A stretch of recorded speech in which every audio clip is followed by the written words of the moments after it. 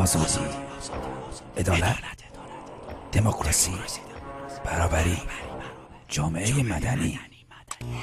پاسخها در کدام دالان و نزد چه کسی است؟ کی من؟ کی این؟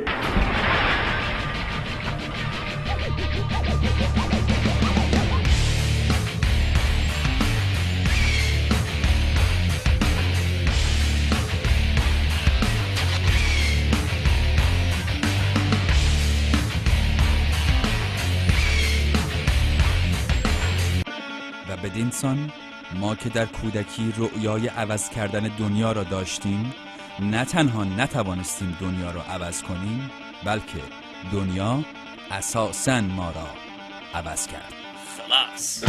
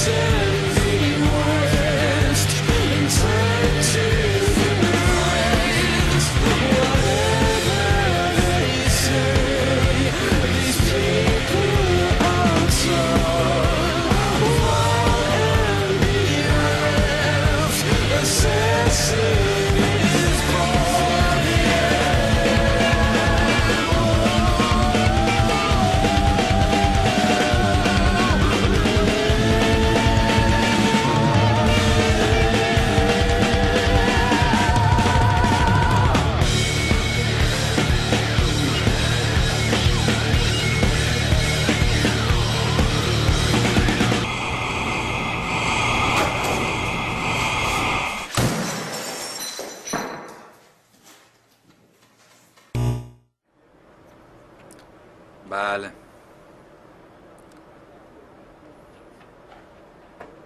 سلام، من سامان اربابی هم، اینم پارازیت 50 است.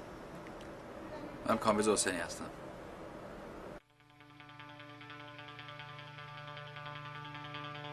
صورت مسئله ها پاک می شود. آرامش پس از طوفان بر خیابان‌های تهران حاکم می شود. زندان‌ها پر می شود. رهبر همه را دشمن می پندارد. رئیس جمهور با زور مشروعیت می طلبد. اعتراض فتنه نامیده می شود. آمار بیکاری بالا می رود. کروبی رفراندوم می خواهد. کلینتون ایران دیکتاتوری نظامی را دوست ندارد. اوباما با مشکلات داخلیش درگیر است و تا اسم ایران می آید یاد تحریم می افتد. رئیس مجمع تشخیص مصلحت نظام تحریم ها را دست کم نمی گیرد. امام جمعه ها یکی پس از دیگری به صحرای کربلا می زنند. دو در بازی و دروغ فرهنگ غالب سیاستمداران ایرانی می شود. سازندگی جایش را به تخریب می دهد. مردم هنوز برای شیر صف می ایستند. موش و لاک‌پشت و کرم به فضا فرستاده می شود. عملیات سلب آزادی از مردم با رمز حیدر آغاز می شود. ایران پشت قباله گروهی است که خدمت آقا با دستمال بهتری میرسند. گروهی خاص با عقایدی خاص‌تر، راضی ترین افراد ایران زمینند و باقی مردم ناراضی ترین افراد این خاک از زمان کوروش کبیر تا کنون. اینک آخر الزمان است شاید، اما به قول بیضایی همچنان خورشید به آسمان و زمین روشنی میبخشد و در سپید دمان زیباست. ابرها باران به نرمی میبارند، دشتها سبزند، گزندی نیست، شادی هست، دیگران راست. آنک البرز بلند است و سر به آسمان میساید و ما در پای البرز ایستاده ایم و در برابرمان دشمنانی از خون ما با لبخند زشت. و من مردمی را میشناسم که هنوز میگویند آرش باز خواهد گشت.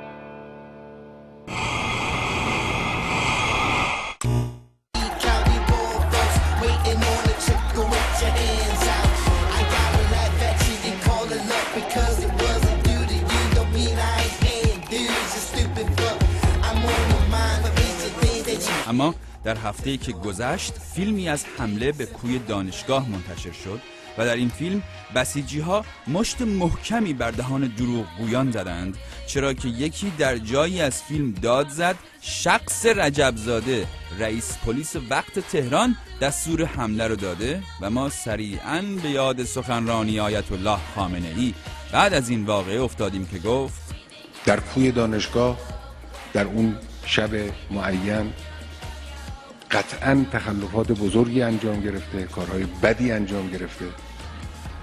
ما گفتیم پرونده ویژه‌ای برای این کار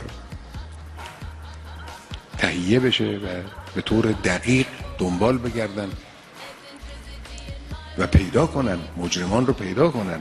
بله، از اون تاریخ تا امروز هم خب ماه‌ها گذشته و هنوز هیچ مجرمی معرفی نشده و البته آیت الله خامنه‌ای همون موقع گفته بودند که مسئله اصلی مسئله دیگری است. اون حدکی که از آبروی نظام در مقابل ملت‌ها به وسیله بعضی انجام گرفت، اینا همه رو ندیده میگیرن. مسئله فرض کنید که حالا فلان حادثه رو، زندان کهریزک رو یا قضیه کوی رو، قضیه اصلی این دوران بعد از انتخابات تا امروز قلمداد میکنن. این ظلم، این خودش ظلم دیگه است. و خب یادمون نمیره که در حمله سال 78 به کوی دانشگاه هم عده‌ای متهم شدن، ولی الان نه تنها راست دارن میگردن بلکه پست و مقام هم گرفتن. حالا که اینو گفتیم اینم بگیم که سعید اصگر ضارب سعید حجاریان هم شد رئیس ایثارگران بسیج که خب توضیحی در این باره نداریم که بدیم. ضد انقلاب‌های بدبخت بازی خورده فراری هم. اما آقای احمد خاتمی در هفته گذشته یه جورایی گفت که ماهواره داره، نگاه میکنه و ماهوارش پارازیت هم نداره. 14 شبکه بین المللی تلویزیونی. چند تا؟ 14 شبکه بین المللی تلویزیونی. چند تا شد؟ 16 شبکه تلویزیونی بین المللی آمدند، اما و مکروا و مکر الله. و اما در هفته‌ای که گذشت آیت الله خامنه‌ای یک بار دیگر گفت یا با منید یا بر منید و این وسط مسطا فصل الخطابی در کار نیست. رفسنجانی کلاً قبای سبز در آورد و گفت افراد ناآگاه همه مسئولیت‌ها رو گردن آقا میندازن و ما با خودمون گفتیم دیگه چه کاسه‌ای زیر نیم کاسه آقای هاشمی هست، خدا رحم کنه به ملت. جلایی پور گفت خیابونای آروم نشونه بهبود وضعیت نیست. مجمع عمومی سازمان ملل متحد نوروز رو به عنوان یک مناسبت جهانی به رسمیت شناخت. مشایی وایسا کامبیز ها مشایی هیچی این هفته نگفت. هیچی نگفت؟ نه خب دیگه نگفت، اگه چیز نگفت هیچی نگفت. غلام حسین محسنی اژه‌ای دادستان کل کشور 3 شرط توبه، جبران خسارات و اصلاح مسیر گذشته رو پیش روی بازداشت شدگان قرار داد. ریگی که ریگی در کفش آقایان بود هم به طرز مشکوکی دستگیر شد و 2 روزه اعتراف کرد و گفت آمریکا قاتل است، ولایتش باطل است. چرا یه کسی که ماهی 30,000 تومن میگیره دولت میخواد ماهی 100,000 150,000 200,000 تومان به او کمک بکنه، شما مانع میشید. آقای احمدی نژاد هم تشریف بردند بیرجند. استقبال وحشتناک خدایی از ایشون شد و محمود خان برای استادیومی که 63% خالی بود سخنرانی پرشوری کرد. گلشایان هستم، مدیر بهره برداری مجموعه تلکابین.